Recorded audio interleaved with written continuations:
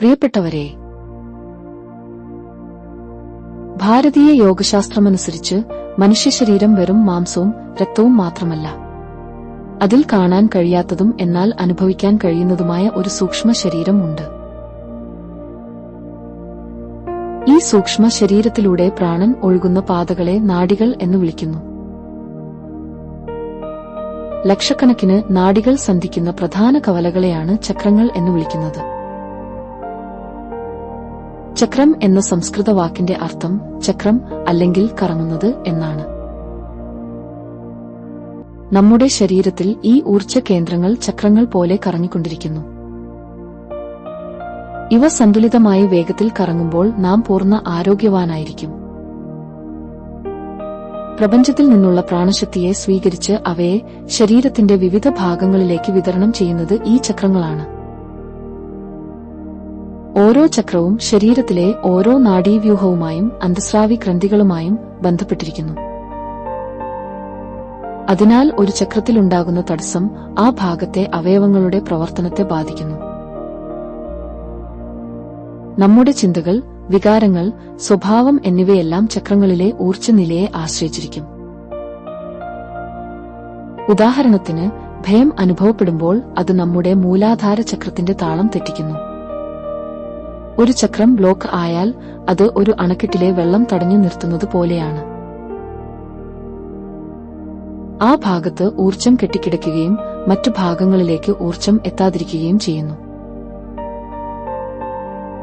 ഇത് ശാരീരികമായ രോഗങ്ങളായും, ഉദാഹരണത്തിന് തൈറോയിഡ്, ദഹനക്കേട്, മാനസികമായ പ്രശ്നങ്ങളായും, ഉദാഹരണത്തിന് വിഷാദം, ആത്മവിശ്വാസമില്ലായ്മ പുറത്തുവരുന്നു.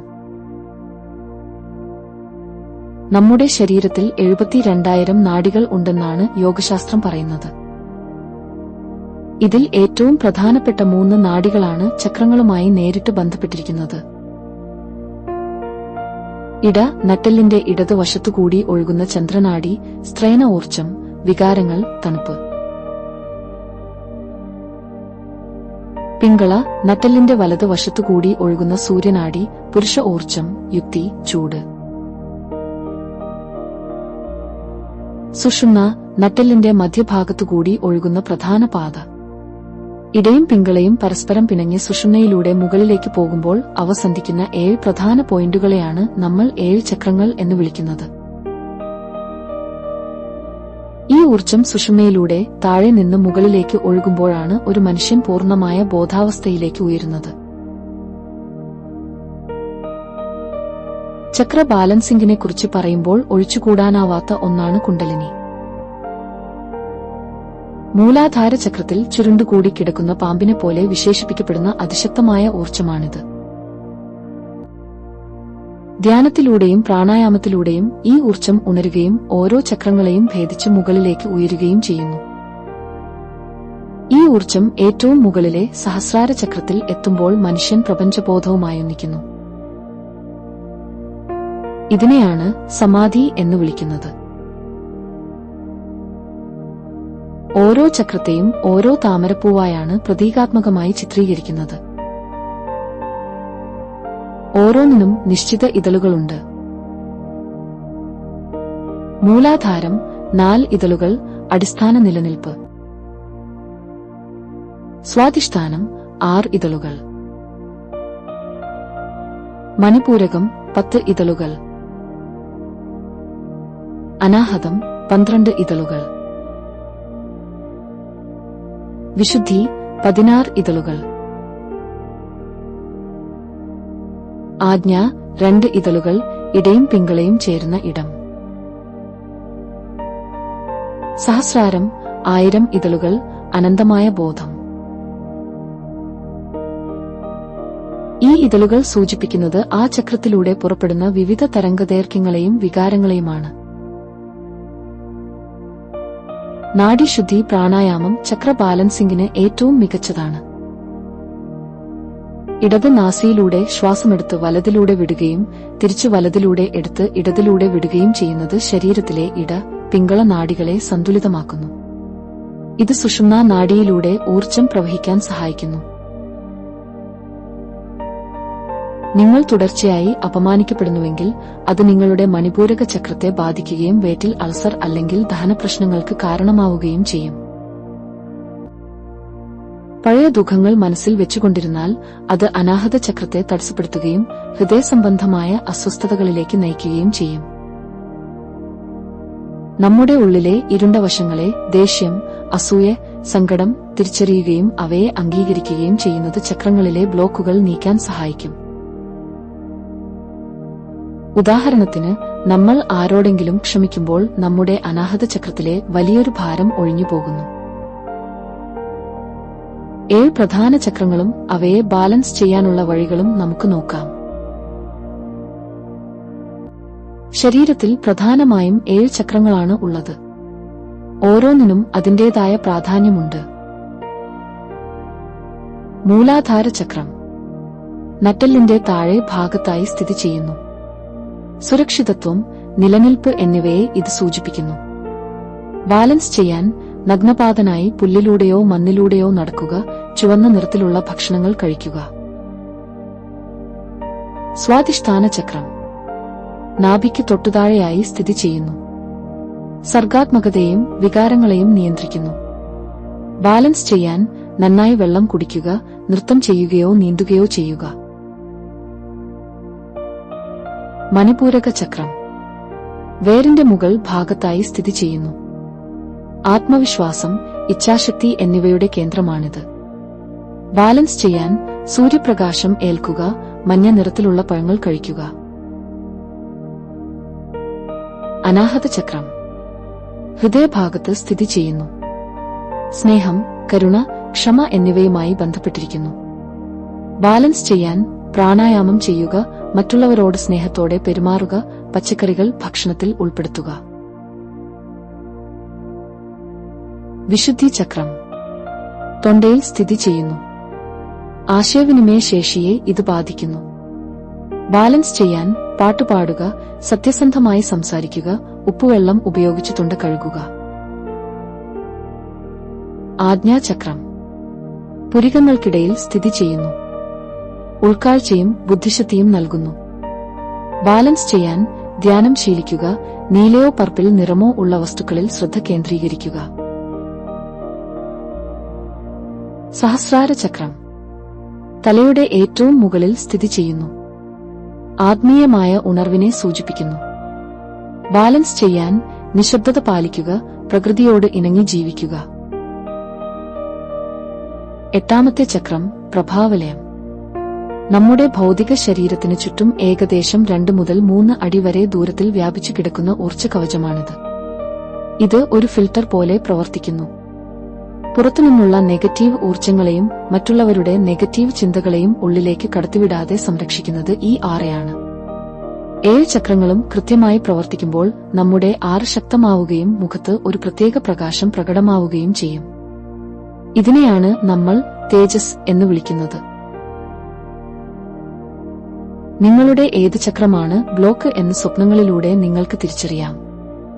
മൂലാധാരം ഉയരത്തിൽ നിന്ന് വീഴുന്നതായോ ആരോ പിന്തുടരുന്നതായോ ഉള്ള പേടി സ്വപ്നങ്ങൾ. സ്വാധിഷ്ഠാനം വെള്ളത്തിൽ മുങ്ങിപ്പോകുന്നതായോ പ്രളയത്തിൽ അകപ്പെടുന്നതായോ ഉള്ള സ്വപ്നങ്ങൾ. മണിപൂരകം പരീക്ഷയിൽ പരാജയപ്പെടുക അല്ലെങ്കിൽ എവിടെയെങ്കിലും ഒറ്റപ്പെട്ടു പോകുന്ന അവസ്ഥ. അനാഹതം പ്രിയപ്പെട്ടവർ വേർപിരിയുന്നതായോ പക്ഷികൾക്ക് പറക്കാൻ കഴിയാത്തതായോ ഉള്ള സ്വപ്നങ്ങൾ. ധ്യാനിക്കുമ്പോൾ കൈകൾ പ്രത്യേക രീതിയിൽ വെക്കുന്നത് ചക്രങ്ങളിലേക്കുള്ള ഊർജ്ജപ്രവാഹം 10 മടങ്ങ് വർദ്ധിപ്പിക്കും. ജ്ഞാനമുദ്ര തള്ളവിരലും ചൂണ്ടുവിരലും ചേർത്തുപിടിക്കുക, ഏകാഗ്രതയ്ക്ക്. ധ്യാൻ മുദ്ര 2 കൈകളും മടിയിൽ ഒന്നിനു മുകളിൽ ഒന്നായി വെക്കുക, വികാരങ്ങളെ നിയന്ത്രിക്കാൻ. ഹഗിനി മുദ്ര 5 വിരലുകളുടെയും അഗ്രങ്ങൾ തമ്മിൽ തൊടിയിക്കുക, ഓർമ്മശക്തിക്കും ഉൾക്കാഴ്ചയ്ക്കും. ചക്രങ്ങൾക്കിടയിൽ 3 പ്രധാന കെട്ടുകൾ ഉണ്ടെന്ന് യോഗശാസ്ത്രം പറയുന്നു. ഇവ അഴിഞ്ഞാൽ മാത്രമേ ഊർജ്ജം സുഗമമായി ഒഴുകുകയുള്ളൂ. ബ്രഹ്മഗ്രന്ഥി മൂലാധാരത്തിൽ. ഇത് അഴിഞ്ഞാൽ ശാരീരികമായ സുഖങ്ങളോടുള്ള അമിത ആസക്തി മാറും. വിഷ്ണുഗ്രന്ഥി അനാഹതത്തിൽ. ഇത് അഴിഞ്ഞാൽ വൈകാരികമായ ബന്ധനങ്ങളിൽ നിന്ന് മോചനം ലഭിക്കും. രുദ്രഗ്രന്ഥി ആദ്യാചക്രത്തിൽ. ഇത് അഴിഞ്ഞാൽ ഞാൻ എന്ന അഹംഭാവം മാറി പ്രപഞ്ചബോധം ലഭിക്കും. ദിവസത്തിലെ ഓരോ സമയത്തും ഓരോ ചക്രം കൂടുതൽ സജീവമായിരിക്കും. സൂര്യോദയം, ബ്രഹ്മമുഹൂർത്തം, സഹസ്രാര ചക്രവും ആദ്യാചക്രവും ഉണർന്നിരിക്കുന്ന സമയം. ഈ സമയത്തെ ധ്യാനം ഏറ്റവും ഫലപ്രദമാണ്. മധ്യാഹ്നം, മണിപൂരക ചക്രം, ദഹനത്തിന് സഹായിക്കുന്ന അഗ്നി സജീവമാകുന്ന സമയം. അതുകൊണ്ടാണ് ഉച്ചഭക്ഷണം ഏറ്റവും പ്രധാനമാകുന്നത്. സന്ധ്യാസമയം, അനാഹത ചക്രം സ്നേഹത്തിനും ശാന്തതയ്ക്കും വേണ്ടി തയ്യാറെടുക്കുന്ന സമയം. ചക്രങ്ങൾ ഉണർത്തുമ്പോൾ ശ്രദ്ധിക്കേണ്ട ചില കാര്യങ്ങളുണ്ട്. കുണ്ടലിനി ശക്തി പെട്ടെന്ന് ഉണർത്താൻ ശ്രമിക്കുന്നത് മാനസിക വിഭ്രാന്തിക്കും ശാരീരിക വേദനയ്ക്കും കാരണമായേക്കാം. പതുക്കെ മാത്രം പരിശീലിക്കുക. ഉയർന്ന ചക്രങ്ങൾ, ആജ്ഞ, സഹസ്രാരം മാത്രം ധ്യാനിക്കുന്നത് പ്രായോഗിക ബുദ്ധിയില്ലാത്തവരാക്കി മാറ്റും. എപ്പോഴും താഴത്തെ ചക്രങ്ങളെയും ഒരുപോലെ ശക്തിപ്പെടുത്തണം. മനസ്സിനും ശരീരത്തിനും ശുദ്ധി ഇല്ലാതെ ചക്രധ്യാനം ചെയ്യുന്നത് ഗുണത്തെക്കാളേറെ ദോഷം ചെയ്യും. നമ്മുടെ ജീവിതത്തിലെ സാമ്പത്തികാവസ്ഥയും വിജയവും പ്രധാനമായും 3 താഴത്തെ ചക്രങ്ങളുമായി ബന്ധപ്പെട്ടിരിക്കുന്നു. ഇതിനെ മാനിഫെസ്റ്റേഷൻ ട്രയാങ്കിൾ എന്ന് വിളിക്കുന്നു. മൂലാധാരം, ഇത് പണത്തോടുള്ള നിങ്ങളുടെ ഭയം മാറ്റുന്നു. ഈ ചക്രം ബാലൻസ്ഡ് ആണെങ്കിൽ നിങ്ങൾക്ക് എപ്പോഴും സാമ്പത്തിക സുരക്ഷിതത്വം അനുഭവപ്പെടും. സ്വാധിഷ്ഠാനം, പണം ഒരു ഊർജ്ജമായി കാണാനും അത് ആസ്വദിക്കാനുമുള്ള കഴിവ് നൽകുന്നു. മണിപൂരകം, ലക്ഷ്യങ്ങൾ നേടാനുള്ള ആത്മവിശ്വാസം നൽകുന്നു. ബിസിനസ്സിലും ജോലിയിലും വിജയിക്കാൻ ഈ ചക്രത്തിന്റെ ഉണർവ് അത്യാവശ്യമാണ്. നിങ്ങൾ ഇപ്പോഴും പണം നൽകുമ്പോഴും സ്വീകരിക്കുമ്പോഴും മണിപൂരക ചക്രത്തിൽ വേരിൽ കൈവച്ച് ഇത് നന്മയ്ക്കായി വരുന്നു പോകുന്നു എന്ന് വിചാരിക്കുന്നത് നിങ്ങളുടെ സാമ്പത്തിക ഊർജ്ജം വർദ്ധിപ്പിക്കും. ഓരോ ചക്രത്തിനും ഓരോ തരം ഊർജ്ജമാണ് വേണ്ടത്. കേവലം നിറം മാത്രമല്ല, ആ ഭക്ഷണത്തിന്റെ ഗുണവും പ്രാധാന്യമർഹിക്കുന്നു. ഗ്രൗണ്ടിംഗ് ഫുഡ്, റൂട്ട് ചക്ര, മണ്ണിൽ വളരുന്ന ഉരുൾക്കിഴങ്ങ്, ചേന തുടങ്ങിയവ. ഫ്ലൂയിഡ് ഫുഡ്, സേക്രൽ ചക്ര, തേൻ, വെള്ളം, ജ്യൂസ് വർഗ്ഗങ്ങൾ. എനർജി ഫുഡ്, സോളാർ പ്ലസ്, ധാന്യങ്ങൾ, മുളപ്പിച്ച പേറുകൾ. ലവ് ഫുഡ്, ഹാർട്ട് ചക്ര, പച്ച ഇലക്കറികൾ. സൂക്ഷ്മ ഭക്ഷണം, ക്രോൺ ചക്ര, ഇവിടെ ഭക്ഷണം എന്നതിലുപരി പ്രാണൻ, വായു ആണ് പ്രധാനം. ഇടയ്ക്കിടെയുള്ള ഉപവാസം സഹസ്രാര ചക്രത്തിന് വളരെ നല്ലതാണ്. നിങ്ങളുടെ ശരീരം നൽകുന്ന സൂചനകളിലൂടെ ചക്ര ബ്ലോക്കുകൾ തിരിച്ചറിയാം. കൈകൾ എപ്പോഴും പോക്കറ്റിൽ ഇടുകയോ മുഷ്ടി ചുരുട്ടുകയോ ചെയ്യുന്നത് മൂലാധാര ചക്രത്തിലെ അരക്ഷിതാവസ്ഥയെ സൂചിപ്പിക്കുന്നു. സംസാരിക്കുമ്പോൾ കൂടെ കൂടെ തൊണ്ട ശരിയാക്കുന്നത് വിശുദ്ധി ചക്രത്തിലെ തടസ്സമാകാം. തോളുകൾ കൂനിയിരിക്കുന്നത് ഹൃദയചക്രത്തിൽ സങ്കടം കെട്ടിക്കിടക്കുന്നതിന്റെ ലക്ഷണമാണ്. ഓരോ ചക്രത്തിനും ഓരോ പ്രത്യേക രൂപങ്ങളുണ്ട്. ഇവ കണ്ണടച്ച് ധ്യാനിക്കുന്നത് ആ ചക്രത്തിന്റെ വൈബ്രേഷൻ വർദ്ധിപ്പിക്കാൻ സഹായിക്കും. മൂലാധാരം ഒരു ചതുരം, ഇത് സ്ഥിരതയെ സൂചിപ്പിക്കുന്നു. സ്വാധിഷ്ഠാനം അർദ്ധചന്ദ്രൻ, ഇത് ഒഴുക്കിനെയും വികാരങ്ങളെയും സൂചിപ്പിക്കുന്നു.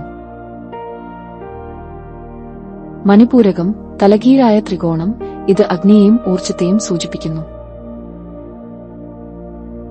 അനാഹതം 2 ത്രികോണങ്ങൾ ചേർന്ന നക്ഷത്രം, ആത്മീയതയും ഭൗതികതയും ഒന്നിക്കുന്നതിനെ സൂചിപ്പിക്കുന്നു. ആജ്ഞ ഒരു വൃത്തം, ഇത് പൂർണ്ണതയെയും ശൂന്യതയെയും സൂചിപ്പിക്കുന്നു. നിങ്ങൾ ആഴത്തിൽ ധ്യാനിക്കുമ്പോൾ നിങ്ങളുടെ ശരീരത്തിന്റെ ചില ഭാഗങ്ങളിൽ ഒരു ചെറിയ സ്പന്ദനം അനുഭവപ്പെടും. കൈവെള്ളയിലോ വിരൽത്തുമ്പിലോ തരിപ്പ് അനുഭവപ്പെടുന്നത് നിങ്ങളുടെ ചക്രങ്ങൾ ഉണരുന്നതിന്റെ ലക്ഷണമാണ്. ഉദാഹരണത്തിന്, ധ്യാനസമയത്ത് നട്ടെല്ലിന്റെ ചുവട്ടിൽ ചൂട് അനുഭവപ്പെടുന്നത് മൂലാധാര ചക്രത്തിലെ ബ്ലോക്ക് മാറുന്നതിനെ സൂചിപ്പിക്കുന്നു. എല്ലാ ചക്രങ്ങളും ബാലൻസ് ആയിക്കഴിഞ്ഞാൽ പിന്നീട് നിറങ്ങളോ മന്ത്രങ്ങളോ ഇല്ലാത്ത ഒരു അവസ്ഥയുണ്ട്. അവിടെ നിങ്ങൾ വെറും പ്രകാശമായി മാറുന്നു. ഇതിനെ അമൃതവർഷം എന്ന് വിളിക്കുന്നു. തലച്ചോറിൽ നിന്ന് ശരീരം മുഴുവൻ ഒരു തണുത്ത ഊർജ്ജം ഒഴുകുന്നതായി അനുഭവപ്പെടും. ഇതാണ് ചക്ര ബാലൻസിംഗിന്റെ പരമമായ ലക്ഷ്യം. എനിക്ക് ഇതിന് കഴിയില്ല, ഞാൻ ഒരു പരാജയമാണ് എന്ന് നിങ്ങൾ പറയുമ്പോൾ അത് നേരിട്ട് മണിപൂരക ചക്രത്തെ തകർക്കുന്നു. നിങ്ങൾ ഉച്ചരിക്കുന്ന ഓരോ വാക്കും ഓരോ വൈബ്രേഷനാണ്.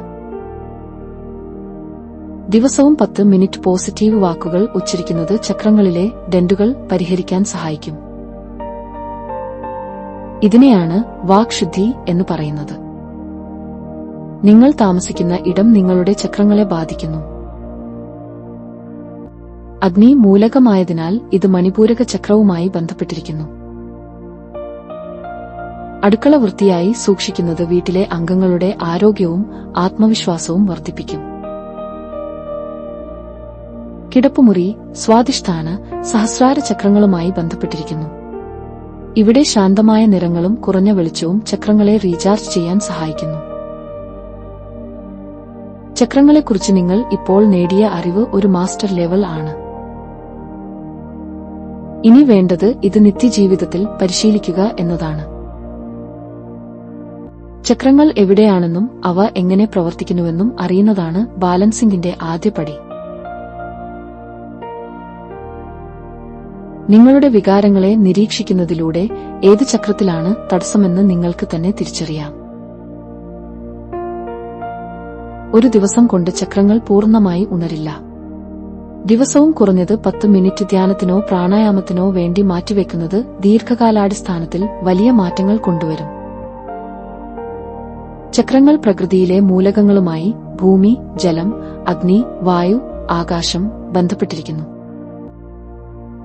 പ്രകൃതിയോട് ഇണങ്ങി ജീവിക്കുന്നത് സ്വാഭാവികമായ ചക്ര ബാലൻസിംഗിന് സഹായിക്കും. ഭയം, കുറ്റബോധം, ദേഷ്യം എന്നിവ ഉപേക്ഷിക്കുന്നതും ക്ഷമയും സ്നേഹവും ശീലിക്കുന്നതും മന്ത്രങ്ങളെക്കാൾ വേഗത്തിൽ ചക്രങ്ങളിലെ ബ്ലോക്കുകൾ നീക്കം ചെയ്യും. ഭൗതിക ജീവിതവും ആത്മീയ ജീവിതവും ഒരുപോലെ കൊണ്ടുപോകുന്നതിലാണ് യഥാർത്ഥ വിജയം. ഈ അറിവ് വെറും വിവരങ്ങളായി അവശേഷിക്കാതെ പ്രായോഗികമാക്കാൻ ഇന്ന് തന്നെ ഒരു കാര്യം ചെയ്യുക. ഇന്ന് രാത്രി ഉറങ്ങുന്നതിന് മുൻപ് 5 മിനിറ്റ് ശാന്തമായിരുന്ന് നിങ്ങളുടെ നട്ടെല്ലിന്റെ ചുവട്ടിൽ നിന്ന് തലയുടെ മുകൾ ഭാഗം വരെ ഊർജ്ജം പ്രവഹിക്കുന്നത് സങ്കൽപ്പിക്കുക. നിങ്ങളുടെ ചക്ര ബാലൻസിംഗ് യാത്രയിൽ എന്തെങ്കിലും സംശയങ്ങളോ അല്ലെങ്കിൽ നമ്മൾ ഇതുവരെ ചർച്ച ചെയ്ത എല്ലാ കാര്യങ്ങളും ഉൾപ്പെടുത്തി നിങ്ങൾക്ക് ദിവസവും നോക്കി പരിശീലിക്കാൻ പാകത്തിൽ ഒരു ഡെയിലി ചക്ര ചെക്ക്ലിസ്റ്റ് തയ്യാറാക്കി നൽകണമെന്നോ ഉണ്ടെങ്കിൽ കമന്റ് ബോക്സിൽ ചോദിക്കാവുന്നതാണ്. സമാധാനവും സന്തോഷവും എന്നും നിങ്ങളോടൊപ്പമുണ്ടാകട്ടെ. Thank you God. Thank you all.